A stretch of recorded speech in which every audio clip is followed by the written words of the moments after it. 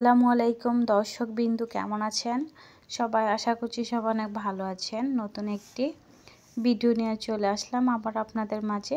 তো আশা করছি আমার ভিডিওটা জুড়েই থাকবেন। তো আজকে আমি আপনাদেরকে একদম দুর্দান্ত পেয়ারার ভর্তা বানিয়ে দেখাবো। তো এটা হচ্ছে পাকিস্তানি একটা ফল, মানে টক জাতীয় ফল আর কি। এই ফলটা কিন্তু এই সিজনে পাওয়া যায়। তো ভাবলাম, আর এই যে পেয়ারা, এই পেয়ারাগুলো কিন্তু অনেক মজা, অনেক মিষ্টি, পুরো চিনির মতো মিষ্টি।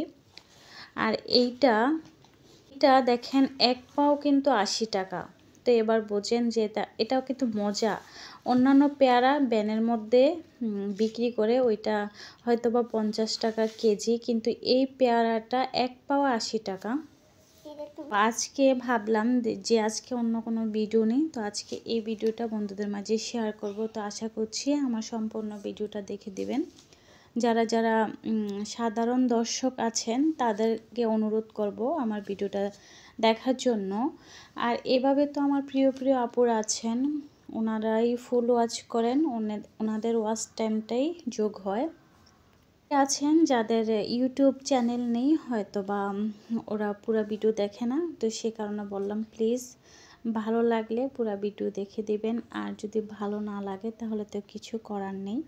তো এইখানে আমি এই যে ফ্রুটটা কেটে আপনাদেরকে দেখাবো, এইটার ভিতরটা কিন্তু বিচিটাও কিন্তু একদম পেয়ারার মতোই খুবই শক্ত খেতে, কিন্তু ফলটা না মিষ্টি, অনেক মিষ্টি, আবার টকও, মানে দুইটাই মিষ্টি টক। যখন আমার বড় মেয়েটা ছোট ছিল, 5-6 মাস 7 মাস বয়স ছিল, তখন এই ফলটা ওর হাতে দিয়ে রাখতাম, ও খেত, হয়তো ওর ভালো লাগতো, মিষ্টি লাগতো। ওর পুরো মুখ একদম পিঙ্ক কালার হয়ে যেত, দেখতে এত ভালো লাগতো, সে কারণে ওকে দিয়ে রাখতাম। তারপরে এই তো আমি দেখেন এই ফলটাও কেটে নিলাম। তো এই যেহেতু পেয়ারার ভর্তা কিন্তু এভাবে ভালো লাগে না, কাসুন্দি দিলেও কিন্তু পেয়ারার ভর্তার টেস্টটা অন্যরকম লাগে। তো যেহেতু পেয়ারার ভর্তা তো তেঁতুল দিতেই হবে, আর তেঁতুলটা ভিজিয়ে এখানে আমি নরম করে রেখেছিলাম। তো এখন এর মধ্যে আমি একটু চিনি দিয়েছি, কিন্তু পেয়ারাগুলো এভাবেও মিষ্টি, তারপর আমি একটু চিনি দিয়ে দিলাম আর কি, তো তেঁতুলটার জন্য। তারপরে এখানে আমি লবণ দিয়েছি, চিলি ফ্লেক্স দিয়েছি। আর যেহেতু কাসুন্দি আমার কাছে নেই, অথবা পাকিস্তানের কাসুন্দি হয়তো বা তৈরি করা হয় না, সেই কারণে আমি এটা দিতে পারলাম না। আর কাসুন্দি না দিলেও কিন্তু পেয়ারার ভর্তাটা এভাবে তেঁতুল দিয়েও কিন্তু অনেক টেস্টি লাগে। তো এই তো আমি লোভনীয় পেয়ারা ভর্তাটা বানিয়ে ফেললাম। আর আমি বেশি একটা জাল দিই নাই, কারণ জাল দিলে বাচ্চারা খেতে পারবে না, সে কারণে আমি জালটা কমই দিয়েছি। তো এই ফলটার মধ্যে লবণ ছিটিয়ে দিব, এমনকি চিলি ফ্লেক্স একটু মরিচের গুঁড়ো ছিটিয়ে দিব আর কি। এটাতে এভাবে মাখার কিছু নেই। তো এই তো বন্ধুরা,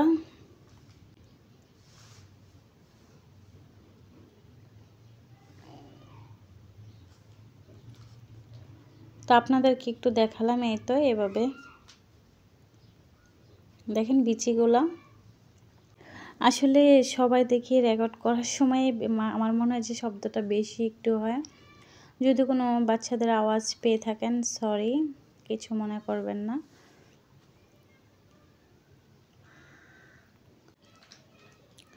আর এই পেয়ারা সিজনে কিন্তু ভর্তা খেতে খুবই ভালো লাগে। এখন যেই রকমই আপনারা ভর্তা বানান না কেন, সেটাই ভালো লাগবে খেতে।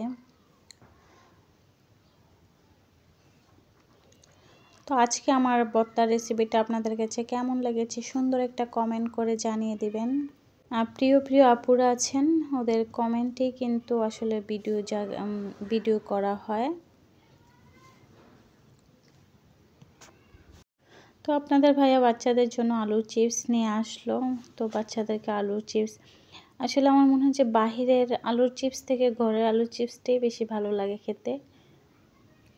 এই তো বাহিরের আলুর চিপসগুলো মনে হচ্ছে যে একটু নরম টাইপের, মানে মুচমুচে না।